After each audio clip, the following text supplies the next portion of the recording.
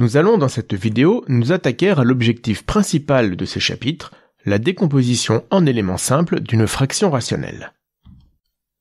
Voici pour commencer un exemple d'une telle décomposition. Vous avez à gauche du signe égal une fraction rationnelle, relativement compliquée, et vous avez à droite du signe égal 4 éléments simples. Le premier de ces éléments simples est un polynôme, qui se trouve ici. Et puis ensuite, vous avez trois autres éléments simples, qui sont tous les trois des fractions rationnelles. En quoi ces fractions sont-elles simples? Eh bien, vous voyez qu'au numérateur, vous n'avez que des constantes, et au dénominateur, vous avez des polynômes qui à chaque fois n'ont qu'une racine, éventuellement double, ou même de multiplicité plus grande comme nous pourrons le voir, comme c'est le cas ici dans le troisième terme, mais en tout cas, un seul pôle. Nous allons dans cette vidéo apprendre à décomposer une fraction rationnelle quelconque en une somme d'éléments de cette forme-là. La première étape, c'est de calculer ce que nous appelons la partie entière d'une fraction rationnelle. Ici, c'est ce qui va correspondre au polynôme entouré en orange. Pourquoi partie entière? Eh bien, tout d'abord, expliquons cette analogie avec les entiers. Si nous prenons petit a et petit b, deux entiers naturels non nuls, nous nous intéressons à la fraction a sur b, qui elle, bien sûr, est un élément rationnel. Nous pouvons effectuer la division euclidienne de a par petit b. Nous écrivons que a est égal à b fois q plus petit r. Donc la fraction a sur b est égale à q plus r sur b. Or r, nous savons qu'il est positif, mais qu'il est strictement plus petit que petit b. Donc nous savons que r sur b est un élément qui est un réel, même ici un rationnel, mais en tout cas c'est un élément qui se trouve entre 0 et 1, et en tout cas il est strictement plus petit que 1. Par contre, ici, Q, lui, c'est un entier. Donc, nous voyons tout de suite que Q, c'est nécessairement la partie entière de A sur B. Q est la partie entière de A sur B, et R sur B est la partie décimale.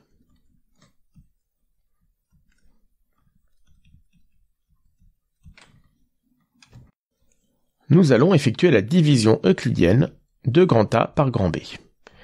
Il existe donc deux polynômes grand E et grand F dans K crochet X, tels que grand A est égal à BE plus grand F, donc E est le quotient et grand F est le reste, et nous avons donc degré de grand F strictement plus petit que degré de B. Donc notre fraction rationnelle grand R, c'est A sur B, et donc elle est égale à grand E plus F sur B. Ici, grand E est un polynôme. Alors je vais reprendre la couleur orange d'ailleurs, c'est celle qui correspond au début de la vidéo. Grand E est un polynôme qui est appelé partie entière de grand R.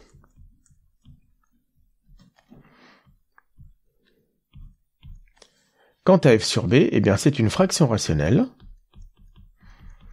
et son degré est strictement négatif. Donc ça, c'est le premier résultat, la première étape de la décomposition en éléments simples. Toute fraction rationnelle s'écrit de manière unique, comme un polynôme, plus une autre fraction rationnelle qui a un degré strictement négatif. L'unicité est assurée par l'unicité du quotient et du reste dans la division euclidienne. Nous pouvons donc énoncer la proposition suivante. Quel que soit grand R une fraction rationnelle, il existe un unique polynôme grand E et une unique fraction rationnelle R1, tel que R est égal à E plus R1, et le degré de R1 est strictement négatif. E est appelé partie entière de grand R. Donc ceci, c'est la première étape, et nous allons pouvoir maintenant passer à la deuxième étape, nettement plus compliquée, de la décomposition en éléments simples. La seconde étape dans une décomposition en éléments simples, c'est, pour chaque pôle d'une fraction rationnelle, de calculer ce que l'on appelle sa partie polaire. Alors qu'est-ce que la partie polaire? Cela provient de la proposition suivante. Si grand R est une fraction rationnelle et lambda est un pôle de R de multiplicité petit m au moins égale à 1, alors il existe des constantes, donc des scalaires de grand K, numérotées A1 jusqu'à AM, et une fraction rationnelle grand S, telle que R est égale à la somme des AK sur X moins lambda puissance K, plus grand S, et grand S a exactement les mêmes pôles que grand R avec la même multiplicité, sauf lambda. Donc lambda n'est plus un pôle de S, mais tous les autres pôles de R sont pôles de S avec la même multiplicité. La partie polaire de grand R, eh bien c'est exactement cette partie-là. Cette somme de AK sur X moins lambda puissance K, c'est donc la partie polaire de R associée à lambda. Cette proposition est absolument centrale et c'est elle qui va faire fonctionner toute la décomposition en éléments simples. Regardons ce qu'elle implique. Prenons par exemple la fraction rationnelle x6 moins x5 plus 2x3 plus 1 et le tout divisé par x moins 1 au carré fois x moins 2 au cube. Déjà nous savons que, d'après le résultat sur la partie entière, il existe un polynôme E qui sera la partie entière de R plus une fraction rationnelle R1 de degré strictement négatif, tel que la somme de E et de R1 est égale à grand R. Nécessairement, en remettant tout cela au même dénominateur, nous voyons que R1 a exactement les mêmes pôles que grand R. Donc, la partie polaire de R1 et la partie polaire de grand R vont être les mêmes. Alors, cela se démontre, mais il faut avouer que toutes les démonstrations des résultats de ce chapitre sont hors programme, donc je ne détaillerai pas toujours tout. Mais en tout cas, le principe est là. Donc nous allons maintenant écrire la partie polaire associée à R1, qui sera donc la même que celle associée à R. C'est donc une collection, une somme de fractions rationnelles de la forme x-1, une constante sur x-1 qui va s'appeler A indice 1, puisqu'ici x-1 est à la puissance 1, plus une constante A2 sur x-1 au carré. Ça, c'est la partie polaire associée à 1. Et derrière cela, il nous reste une fraction rationnelle qui a exactement les mêmes pôles que grand R, sauf le pôle 1. Donc cela signifie que cette fraction rationnelle grand S, elle est de la forme suivante. Un polynôme divisé par x-2 au cube, puisque grand S a les mêmes pôles que grand R avec les mêmes multiplicités, et à tout ça on a enlevé le pôle 1. Donc il nous reste le pôle 2 de multiplicité 3. Et puis, c'est là que nous allons anticiper un peu sur la partie suivante, nous pouvons recommencer. Nous pouvons isoler la partie polaire associée à grand S. Donc, nous gardons notre partie entière, nous gardons la partie polaire associée à 1, et puis dans grand S, nous pouvons donner la partie polaire associée à 2.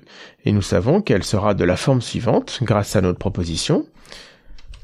Une certaine constante B1 divisée par x-2 puissance 1, plus une constante B2 divisée par x-2 au carré, plus une dernière constante B3 divisée par x-2 au cube. Et vous voyez que, après avoir isolé les parties polaires associées à tous les pôles de grand R, nous avons une décomposition en éléments simples, puisqu'ici il y a un polynôme, et tous les autres termes sont ce que l'on appelle des éléments simples, c'est-à-dire une constante divisée par un polynôme de la forme x moins lambda puissance m. Alors bien sûr, ici, toute la question est la suivante. Comment calculer tous ces coefficients AI et BI? La partie entière, nous savons déjà comment la calculer, cela provient d'une division euclidienne, nous l'avons déjà précisé. Donc il ne reste vraiment plus que cela, nous avons la forme générale de la décomposition, nous savons à quoi elle va ressembler, tout ce qu'il reste à faire, c'est calculer ces coefficients. Alors je dis que c'est tout ce qu'il reste à faire, mais c'est le plus dur de ce chapitre. La dernière proposition que nous avons énoncée est au programme, mais sa démonstration, elle, n'est pas au programme. Donc nous n'allons pas la démontrer de manière très précise, mais je vais tout de même donner une ébauche de démonstration et donner l'argument principal, car lui, nous allons nous en servir sans arrêt dans les calculs pour effectuer en pratique la décomposition en éléments simples. Donc vous allez voir que, en théorie, la décomposition est très simple. Il y a une méthode que l'on appelle méthode de base que l'on va voir dans cette démonstration, qui repose sur un principe assez facile. Par contre, cette méthode va engendrer beaucoup de calculs. Donc c'est un chapitre où il y a un peu de théorie quand même, mais surtout beaucoup de calculs. Donc pour cette démonstration, prenons grand R une fraction rationnelle, lambda un pôle de grand R et petit m sa multiplicité que nous supposons au moins égale à 1. La première étape déjà c'est de factoriser grand R. Donc il va falloir écrire grand R sous la forme d'un numérateur Et au dénominateur, il va falloir être capable de mettre x moins lambda puissance m en facteur. Donc en théorie, c'est facile, nous savons que cela est possible, mais bien sûr, en pratique, il va falloir être capable de factoriser le dénominateur sous cette forme-là, et rien que cette étape, déterminer les pôles et factoriser le dénominateur, rien que cette étape peut être compliquée. Ensuite, nous allons poser la constante A indice m égale à grand A évalué en lambda, divisé par grand B évalué en lambda. Donc bien sûr, c'est un scalaire. Il est bien défini puisque quand nous avons factorisé le dénominateur de grand R, toute la partie en lambda se trouve dans x moins lambda puissance m, et donc nous aurions pu le rajouter ici, mais ici, B n'a plus lambda pour racine. Donc B de lambda n'est pas nul. Ce qui fait que AM est bien défini. Ensuite, nous allons effectuer le calcul suivant. Nous allons calculer grand R moins la fraction rationnelle AM sur x moins lambda puissance m. Et nous pouvons l'appeler, R1. Et ensuite, on montre que cette fraction rationnelle R1, quels sont ses pôles? Ces pôles, il y a déjà lambda, mais sa multiplicité dans R1 est au plus égale à m moins 1. Ça veut dire que la multiplicité du pôle lambda, en passant de R à R1, nous l'avons fait diminuer d'au moins 1. Et les autres pôles de R1, ce sont exactement les autres pôles de grand R, et en plus avec la même multiplicité. Donc ça y est, nous avons fait une étape de simplification. Nous sommes partis de grand R, nous lui avons enlevé un élément simple, qui est ici de la forme AM sur x moins lambda puissance m. La fraction que nous obtenons est plus simple que grand R, puisqu'elle a les mêmes pôles, et en plus, pour lambda, nous avons fait diminuer la multiplicité. Alors évidemment, ensuite, à partir de R1, nous allons réitérer le procédé. On réitère. Donc au lieu de repartir de grand R, on repart de R1. Lambda est peut-être encore un pôle de R1, mais de multiplicité au plus m-1. Et nous allons définir un nouveau coefficient comme ici à la deuxième étape. Nous allons retirer un élément simple à R1. Nous allons obtenir une fraction R2 dans laquelle la multiplicité de lambda aura encore diminué, et en un nombre fini d'étapes, nous finirons par obtenir une fraction grand S qui n'aura plus du tout lambda pour pôle. Donc, ça c'est la démonstration. Vous voyez que tout n'est pas détaillé, mais le principe est important, et nous allons l'appliquer en pratique tout de suite sur un exemple. Traitons en exemple le cas suivant. Prenons grand R la fraction rationnelle x4 plus 1 divisé par x moins 1 au carré sur x plus 1 au carré. Tout d'abord, nous allons calculer la partie entière de grand R. Donc il faut effectuer la division euclidienne du numérateur par le dénominateur. Alors si nous voulons vraiment l'exécuter en entier, cette division euclidienne, nous sommes obligés de développer entièrement le dénominateur, ce qui n'est pas très agréable. Ici, nous pouvons tout simplement repérer que ce dénominateur commence par x4, et après nous avons des termes en x3, x2, x et termes constants, que nous n'allons pas calculer, car cela nous suffit pour calculer le quotient de la division euclidienne. x4 plus 1, c'est donc une fois x moins 1 au carré fois x plus 1 au carré, plus des termes de degrés strictement plus petits, donc le reste est directement ici. Alors le reste, je l'avais appelé grand F tout à l'heure, je vais continuer de l'appeler grand F, et donc le quotient grand E, il est là, et c'est la partie entière. Alors ça c'est un exemple assez fréquent de calcul de partie entière où finalement quand le dénominateur est entièrement factorisé, la division euclidienne ne peut pas s'effectuer sans redévelopper entièrement le dénominateur. Si nous sommes dans un cas assez sympathique comme ici où le numérateur et le dénominateur ont le même degré, en général nous pouvons calculer très simplement le quotient de la division euclidienne sans faire tout le calcul. Donc ici la partie entière c'est 1. Donc c'est tout ce que je vais faire ici, et je vais passer maintenant au calcul de la partie polaire de R associée à 1. Donc j'écris juste la conclusion. La partie entière de grand R est égale à 1. Maintenant, je vais calculer la partie polaire de grand R associée au pôle 1. Donc ici, nous voyons que grand R a deux pôles, 1 et moins 1, et tous les deux sont doubles. La proposition implique qu'il va exister deux constantes A1 et A2, alors deux constantes puisque 1 est double, deux constantes A1 et A2, et d'ailleurs aussi un polynôme que nous allons appeler grand A, tel que grand R est égal à sa partie polaire associée à 1, qui va être de la forme A1 sur x-1 plus A2 sur x-1 au carré, plus une fraction rationnelle qui aura grand A comme numérateur, et au dénominateur, nous allons retrouver tous les autres pôles de grand R avec la même multiplicité. C'est-à-dire que dans cette dernière fraction rationnelle, 1 n'est plus un pôle, mais les autres pôles sont les mêmes que dans grand R avec la même multiplicité. Il reste donc ici x plus 1 au carré. Donc cette première étape, d'une certaine manière, la partie polaire associée à x-1 a complètement débarrassé grand R de x-1 au carré au dénominateur. Donc la partie polaire que nous cherchons à calculer, c'est celle-ci. Pour cela, il va falloir calculer les deux constantes A1 et A2, et nous allons appliquer la méthode qui est dans la démonstration, qui figure encore page de gauche. Donc la méthode est la suivante. Grand R, c'est x4 plus 1 sur x plus 1 au carré, fois 1 sur x-1 au carré.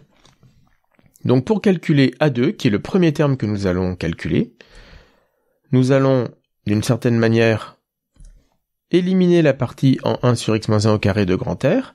Il nous reste cette fraction rationnelle, et celle-ci, nous allons l'évaluer en le pôle que nous sommes en train d'étudier, c'est-à-dire en 1, et ça va directement nous donner A2.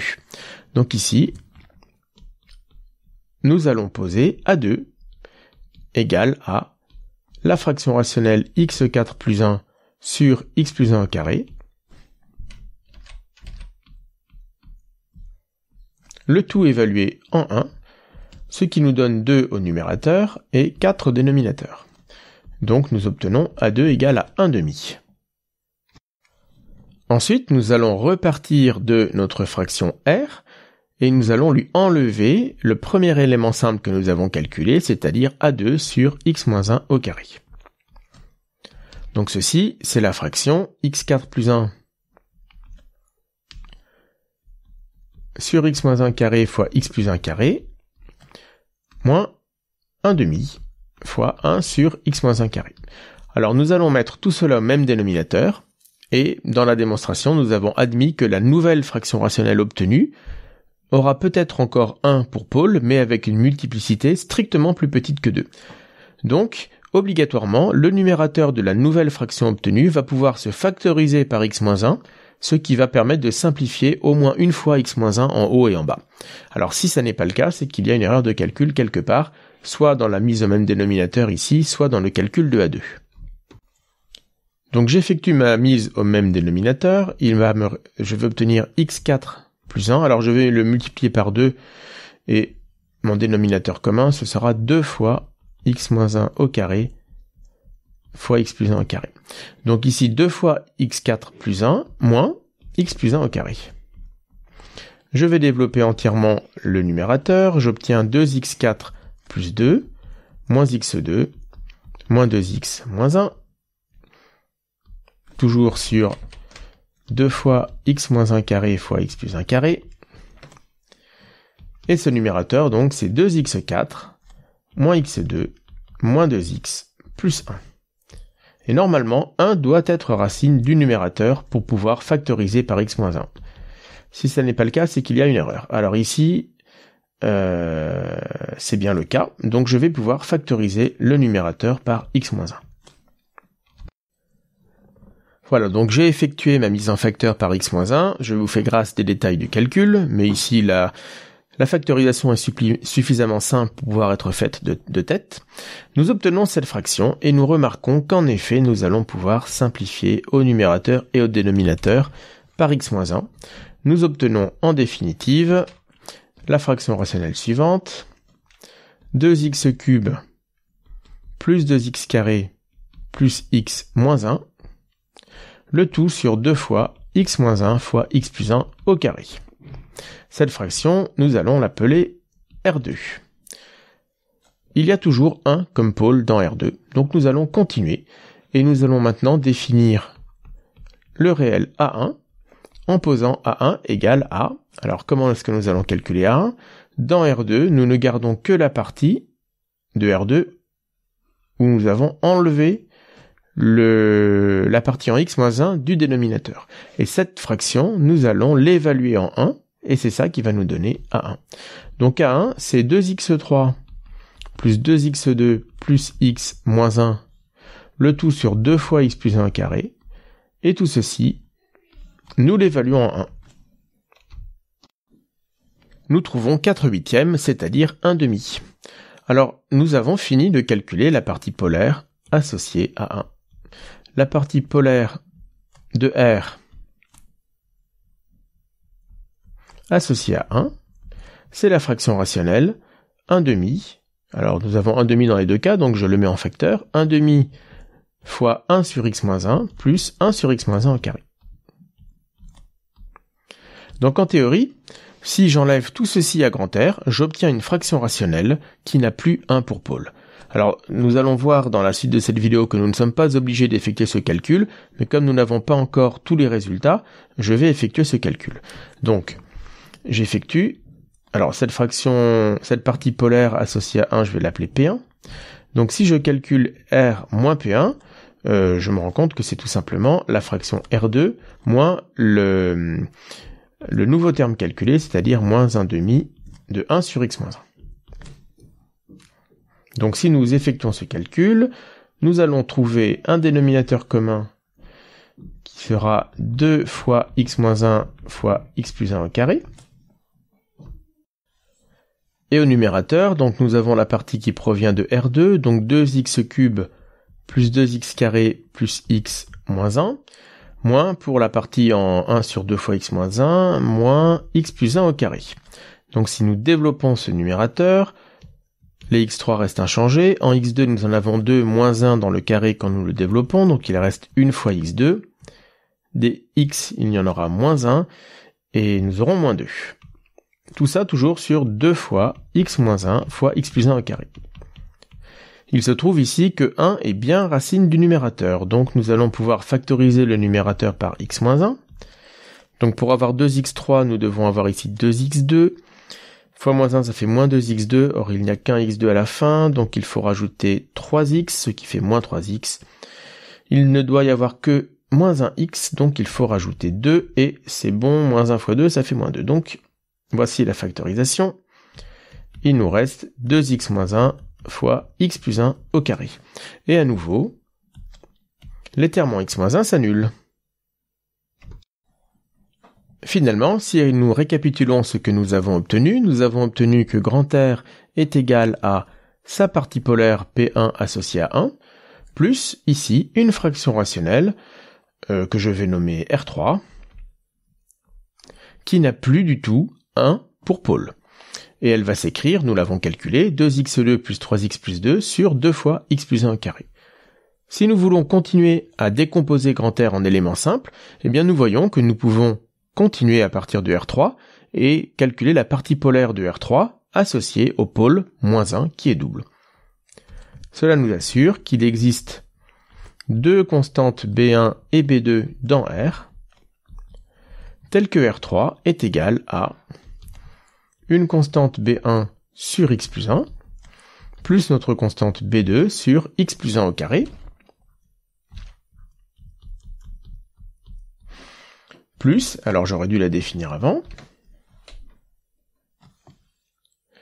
plus un polynôme, donc ici il existe aussi B dans K crochet X, tel que donc plus B divisé par tous les pôles, toute la partie polaire de R3, autre que le pôle moins 1. Or il n'y en a pas, donc nous allons voir que ici il va bien nous rester un polynôme. Et bien sûr ce polynôme, vous avez peut-être deviné qui ça va être, ça va nécessairement être la partie entière de grand R, c'est-à-dire 1. Mais nous allons le vérifier par le calcul. Donc même s'il y a plusieurs méthodes pour calculer B1 et B2, je vais continuer d'utiliser la méthode dite de base, qui est celle qui est introduite dans la démonstration de la proposition précédente. Et en plus, ça nous refera un exemple d'utilisation de cette méthode. Donc je vais calculer B1 et B2 d'après cette méthode. Alors je le répète, on commence toujours par calculer le coefficient associé au plus grand exposant au dénominateur. Donc nous commençons ici par calculer B2. R3, Nous allons mettre en facteur dedans tout ce qui concerne le pôle moins 1, donc 1 sur x plus 1 au carré. Et en facteur, nous avons donc une fraction rationnelle 2x2 plus 3x plus 2, le tout sur 2. Et c'est cette fraction rationnelle-là que nous allons évaluer en moins 1, qui est le pôle que nous étudions pour l'instant. Et c'est ça qui va nous donner B2. Donc nous allons poser B2 égale à la fraction rationnelle 2x2 plus 3x plus 2, le tout sur 2. Et tout cela évalué en moins 1. Et nous trouvons un demi. Donc nous sommes repartis dans le même genre de calcul que précédemment. Nous repartons de notre fraction rationnelle R3 et nous allons lui enlever l'élément simple que nous venons de calculer, à savoir B2 sur x plus 1 au carré. Donc c'est 2x2 plus 3x plus 2 moins 1, le tout sur 2 fois x plus 1 au carré, ce qui après simplification nous donne 2x carré plus 3x plus 1, et s'il n'y a pas d'erreur, moins 1 est racine du numérateur, ce qui nous permet de simplifier x plus 1 en haut et en bas. Alors ici, moins 1 est bien racine du numérateur, donc nous allons pouvoir mettre x plus 1 en facteur au numérateur, ce qui nous donne 2x plus 1 tout simplement. Le tout sur 2 fois x plus 1 au carré. Donc nous obtenons une nouvelle fraction rationnelle qui est 2x plus 1 sur 2 fois x plus 1. Et ici, eh bien, la multiplicité du pôle moins 1 est passée de 2 à 1. Alors évidemment, nous pourrions continuer en prenant cette fraction rationnelle, donc en isolant le terme en x plus 1 au dénominateur, et cette fraction rationnelle, nous l'évaluons en moins 1. Donc on pose B1 est égal à la fraction 2x plus 1 sur 2, le tout évalué en moins 1, ce qui nous donne moins 1 demi. Alors ici, pourquoi est-ce que j'ai dit nous pourrions ? Alors effectivement, nous pourrions faire ça, et si cette fraction rationnelle ici s'appelle R4, eh bien il faudrait calculer R4 moins B1 sur x plus 1 et simplifier la chose. Alors, ça va marcher très bien. Maintenant, comme nous continuerons de le voir plus tard, il y a toujours d'autres méthodes qui parfois vont un peu plus vite. Ici, tout simplement, nous pouvons écrire que c'est 2x plus 2 sur 2 fois x plus 1, moins 1 sur 2 fois x plus 1. Et nous avons terminé, puisque alors je vais passer directement ici. Cela, c'est c'est 1 moins 1 sur 2 fois x plus 1. Et c'est ce que nous voulions. En effet, ici, nous avons bien moins 1,5 qui est le terme B1 que j'avais commencé à calculer. Et puis ici, nous avons la partie entière de grand R que nous retrouvons. Donc nous pouvons conclure. Finalement, mais alors c'est vraiment le tout dernier finalement, notre partie grand R, notre fraction grand R, c'est sa partie polaire associée à 1. Nous avions trouvé cette fraction rationnelle, plus la fraction R3, et la fraction R3, nous venons juste de l'écrire comme B2 sur x plus 1 au carré, avec B2 égale à 1 demi, donc 1 sur 2 fois x plus 1 au carré, et là il nous reste moins 1 sur 2 fois x plus 1, plus 1. Donc nous avons ici la partie entière, nous avons ici la partie polaire associée à 1, et nous avons ici la partie polaire associée à moins 1. Nous venons de vérifier sur un exemple le théorème suivant, qui est le théorème de DES, alors DES pour décomposition en éléments simples, le théorème de décomposition en éléments simples dans C parenthèse X. Si R est une fraction rationnelle complexe, alors R est toujours égal à la somme de sa partie entière et de toutes ses parties polaires. C'est exactement ce que nous venons de vérifier pour grand R. Grand R est égal à E plus P1 plus P-1, qui sont bien sa partie entière et la partie polaire associée à chacun de ses pôles. Donc si l'on écrit les choses plus précisément, cela signifie que si grand R a pour pôle lambda 1 jusqu'à lambda n, de multiplicité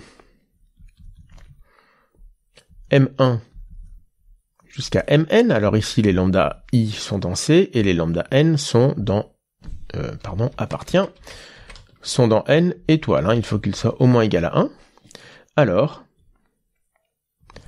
il va exister un polynôme E qui va être la partie entière, un polynôme de C crochet X, et il va exister des constantes.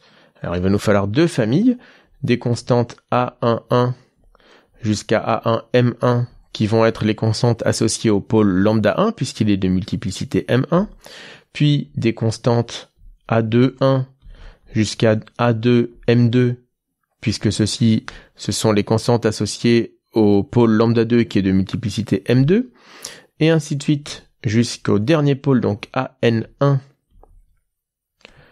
jusqu'à ANMN. Alors tout ça, ça va être des complexes, tels que grand R est égal à sa partie entière, plus la somme pour k allant de 1 à n. Alors cette somme va porter sur les pôles. Pour k égale 1, nous allons avoir la partie polaire associée à lambda 1. Pour k égale 2, nous allons avoir la partie polaire associée à lambda 2, etc.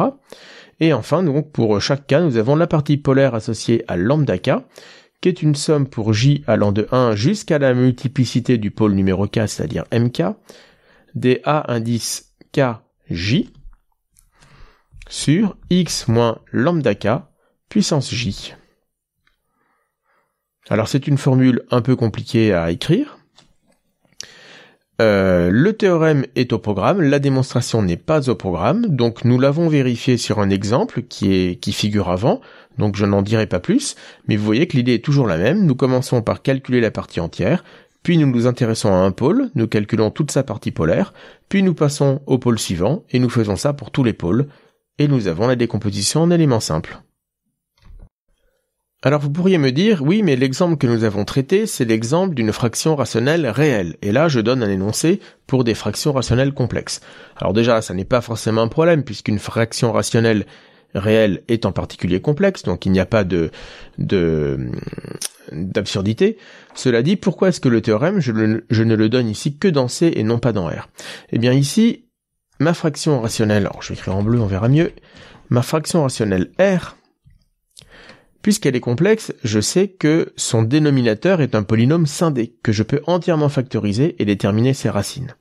Donc ici, grand R, au numérateur, il y a un certain polynôme grand A que je ne connais pas, mais au dénominateur, je connais toutes les racines, qui sont les lambda i puissance mi. Donc je sais que le dénominateur, c'est exactement le produit pour k allant de 1 à n, dx moins lambda k puissance mk. Donc finalement, toute fraction rationnelle réelle ou complexe que j'arrive à écrire sous cette forme, c'est-à-dire lorsque j'arrive à factoriser entièrement le dénominateur par des polynômes de degré 1, eh bien, je vais pouvoir utiliser ce théorème.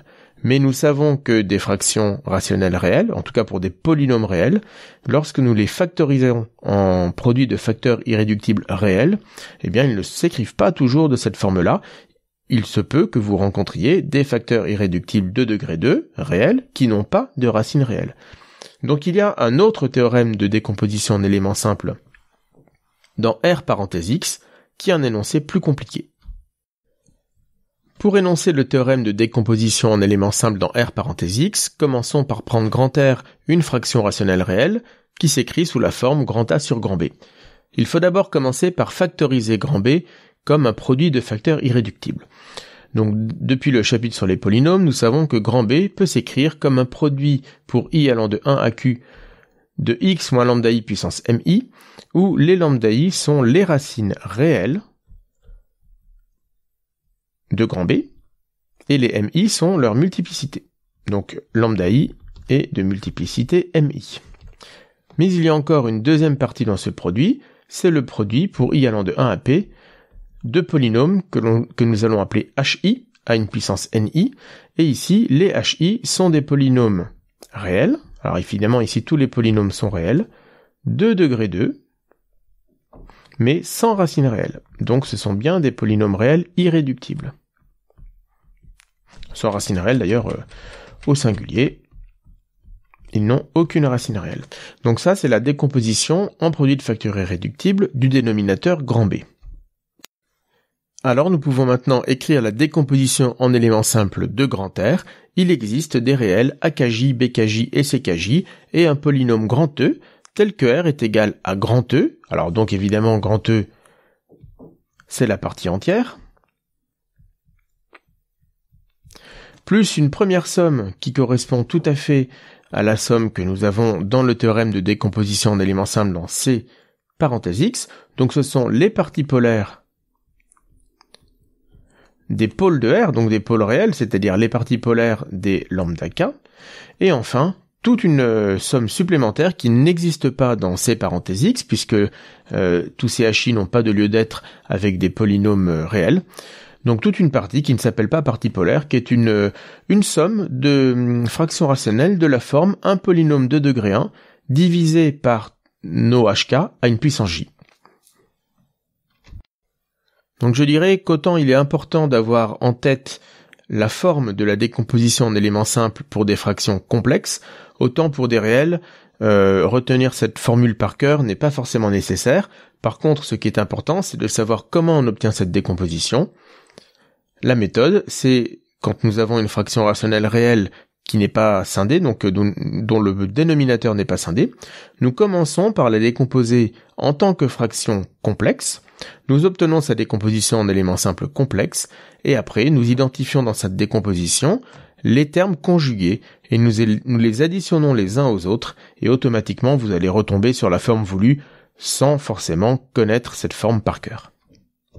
Donc pour terminer cette vidéo, je vais traiter un exemple justement d'une décomposition en éléments simples d'une fraction rationnelle réelle, dont le dénominateur a des racines complexes non réelles. Donc par exemple, prenons grand R égale 1 sur x fois x carré plus 1, le tout au carré. Donc, en tant que fraction rationnelle complexe, nous pourrions la décomposer de cette manière-là. Au dénominateur, nous avons x fois x moins i au carré fois x plus i au carré. Donc, l'idée, ça va être de la décomposer d'abord en tant que fraction rationnelle complexe, et puis ensuite, nous additionnerons les termes conjugués. Alors, nous pouvons commencer, d'ailleurs, il faut toujours commencer par cela, par la partie entière. Ici, la partie entière, nous voyons directement qu'elle est nulle, car le degré de R est strictement négatif. Donc, si nous effectuons la division euclidienne du numérateur par le dénominateur, le quotient est évidemment nul. Nous pouvons ensuite écrire la forme de la décomposition en éléments simples dans C parenthèse X.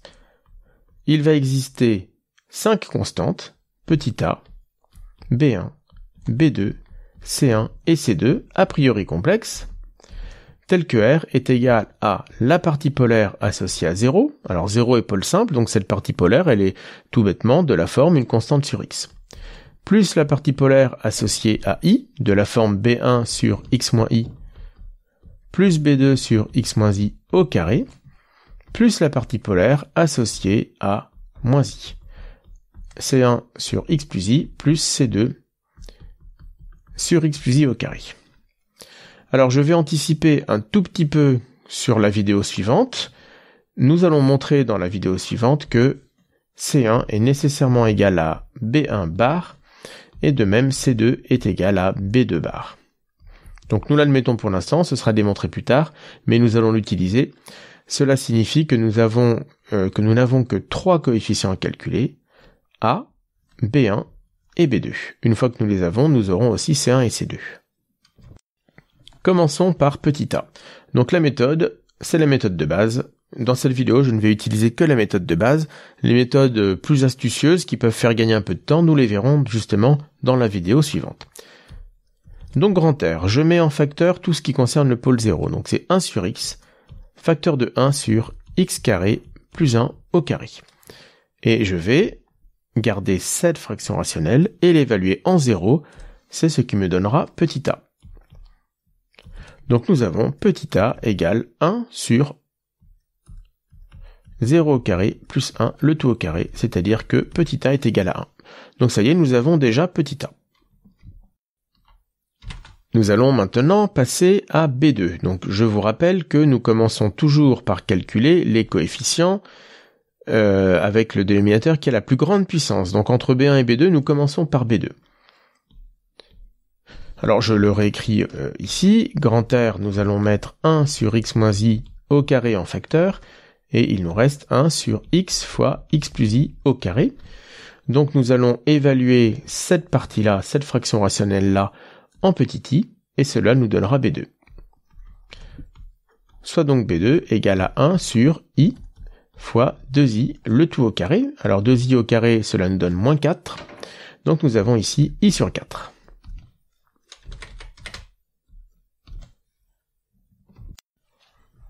Donc maintenant, nous allons repartir de la fraction r et nous lui ôtons le terme b2 sur x moins i au carré. Donc en mettant tout cela au même dénominateur, notre dénominateur commun, ce sera 4x fois x carré plus 1, le tout au carré. Donc nous obtenons 4 moins i fois x plus i au carré. Donc si nous simplifions le numérateur, nous obtenons 4 moins ix facteur de x carré moins 1 plus 2x. Toujours sur 4x fois x2 plus 1 au carré, c'est-à-dire moins i fois x3. Des x2, nous en avons plus 2x2. Des termes en x, il y en a plus ix, et nous avons enfin plus 4. Alors normalement, tout cela, enfin tout le numérateur, doit pouvoir se factoriser par x moins i, de manière à pouvoir simplifier en haut et en bas par x moins i. Alors est-ce que c'est bien le cas? Donc x moins i, il nous faut un terme en moins ix3, donc ici moins ix2, ce qui nous fait moins x2, donc il faut rajouter 3x, moins 3ix, il nous faut en rajouter 4i. Ce qui nous donne bien le résultat voulu. Donc nous obtenons ça. Alors le dénominateur, je le réécris sous cette forme, et il va nous rester moins ix2 plus 3x plus 4i, le tout sur 4x, x plus i au carré fois x moins i. Encore une dernière étape pour avoir cette fois-ci B1. Je vais prendre cette fraction rationnelle, je l'évalue en i et j'obtiendrai B1. Posons donc B1 égale à moins i fois i au carré, plus 3 fois i, plus 4i, le tout sur 4 fois i fois 2i au carré. Donc au numérateur, nous avons moins 1, donc i plus 3i plus 4i, donc 8i. Au dénominateur, 4i fois moins 4, donc moins 16i. Et donc tout ceci, c'est moins 1 demi. Donc finalement, la partie polaire associée à i,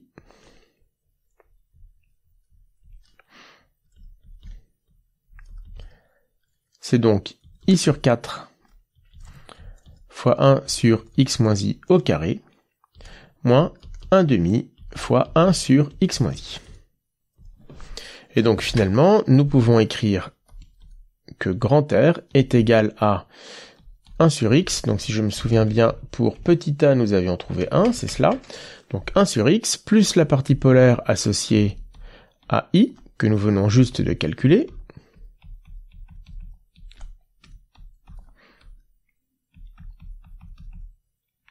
plus la partie polaire associée à moins i, mais en anticipant un peu, nous avons dit que les coefficients étaient les conjugués de ceux que nous venons de calculer pour B1 et B2. Donc nous allons avoir ici moins i sur 4 fois 1 sur x moins i au carré, x plus i au carré, pardon, moins 1 sur 2 fois x plus i.